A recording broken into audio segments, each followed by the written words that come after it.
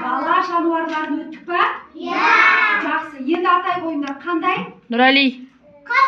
Қасқыр, аю, арыстан, жарайсың. Жолбарыс, түлкі. Күшік дала жануары ма? Жоқ, ол қай жердікі? Үй жануары деп бөліп қойя. Жақсы. Енді айта қойыңдар. Дала жануарлары неге үйге ұстамаймыз? Неліктен ұстамаймыз үйге?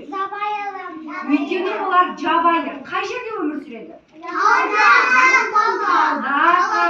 Далада өмір сүреді. Жақсы. Жақсы. Енді айта қойыңдар. Жыртқыш аңдардың пайдасы бар ма? Қандай пайдасы бар? Етін жейміз ба? Енді не істейміз?